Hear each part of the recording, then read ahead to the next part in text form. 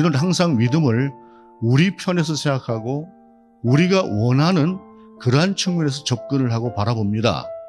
그러나 하나님의 뜻은 우리와 다르실 때가 많습니다. 실수할 수 있습니다. 잘못할 수 있습니다. 그러나 그 안에서 잘못했을 때 하나님을 바라보는 것이 믿음입니다. 세상이라고 하는 것이 그런 것 같습니다. 현실을 아는 믿음, 이게 쉽지 않은 것 같아요. 이상은 있고 믿습니다 라고 하는 그러한 의지는 있는데 그 뒤를 감당할 만한 능력이 안 될 때 과연 그것이 믿음일까라고 하는 것들을 생각해 보면서 우리가 하나님 앞에서 듣는 훈련, 하나님의 뜻을 먼저 청종하는 훈련이 되어져 있지 않을 때에 이러한 문제들이 생겨난다라고 하는 생각을 하게 됩니다. 오늘 본문도 그런 비슷한 배경을 가지고 있는 말씀입니다. 에레미야가 아직 시위대 뜰에 갇혀 있을 때에 여호와의 말씀이 그에게 두 번째 임하니라 이르시되 라고 하는 말씀으로 시작을 하고 있는데, 이 바벨론 군대가 들어와서 예루살렘을 포위를 하지 않습니까? 이제 공격을 시작하는 그때에 이스라엘 남유다의 마지막 왕이었던 시드기야는 일사각오로 항전을 준비를 하죠. 그리고 나서 에레미야에게 묻습니다만 에레미야가 그때 하는 대답이 너는 결코 이 전쟁에서 이기지 못할 것이다. 그리고 바벨론에 점령당할 것이다 라고 하는 말을 합니다.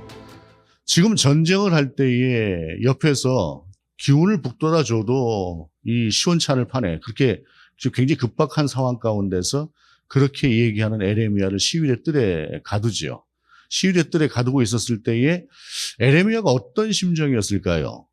저는 뭐 감옥에 갇혀보지 않아서 잘 모르겠습니다만은 어떤 상황 가운데서 급작스럽게 나락에 떨어지는 그러한 상황, 말하자면 감옥에 갇히는 것 같은 그러한 상황을 맞이했을 때 그때 사람은 흔들리게 되는 것이 당연한 것 같습니다. 에레미야도 그렇게 흔들렸겠지요.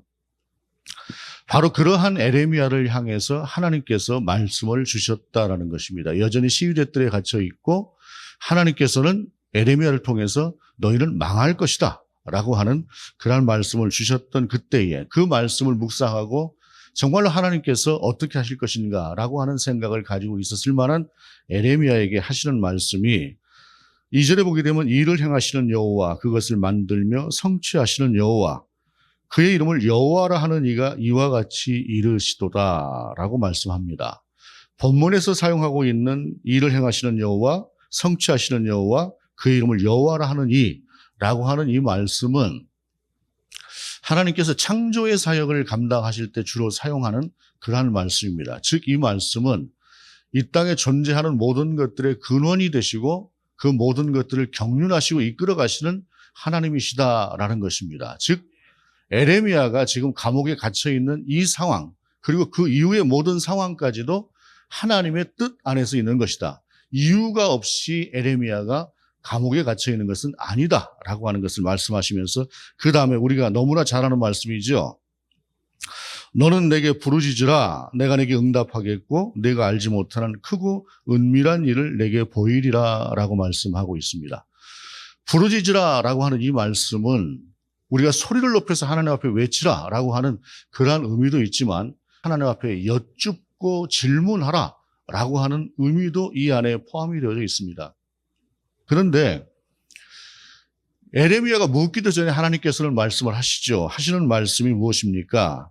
이스라엘의 하나님 여호와께서 말씀하시니라 무리가 이 성읍의 가옥과 유다 황궁을 얼어서 갈대아인의 참호와 칼을 대하여 싸우려 하였으나 라고 하는 이 말씀은 그 싸움 가운데 당신이 개입하시면서 그 전쟁에 승리하게 하시지 않겠다라고 하는 말씀이죠.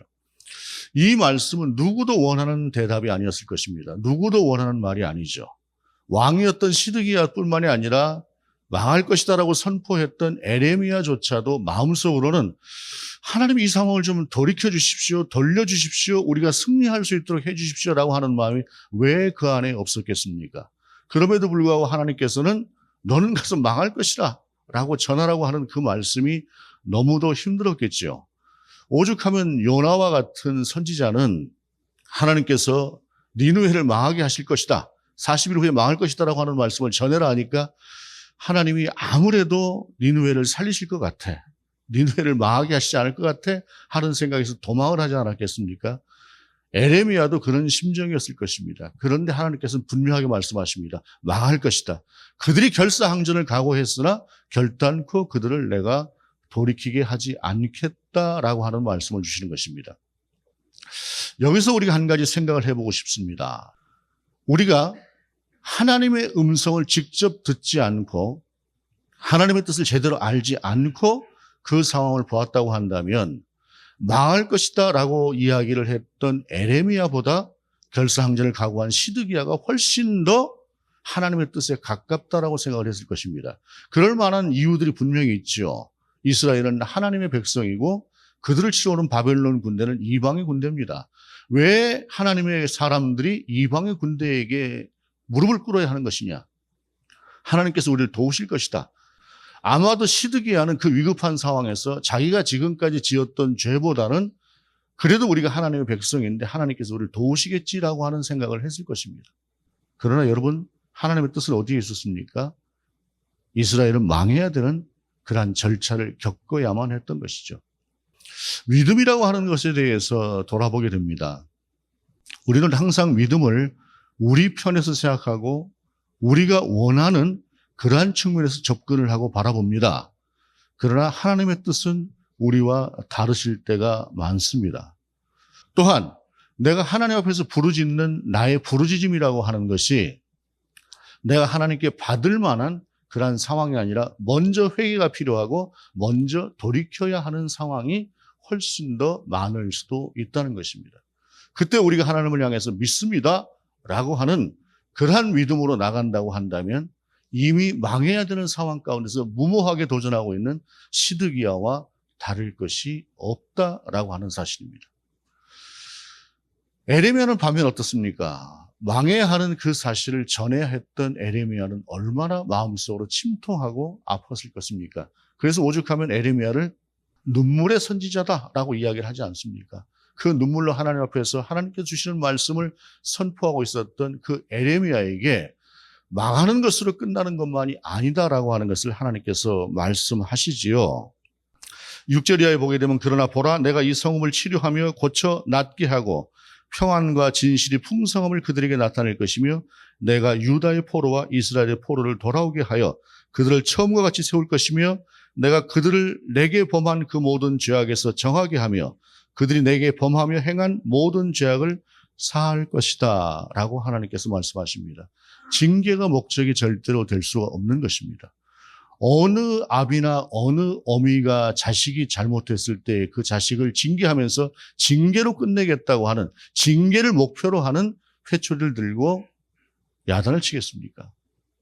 아이가 회복되고 잘 될 수 있도록 하기 위해서 하는 것이죠. 에레미야와 시드기야의 차이는 분명합니다.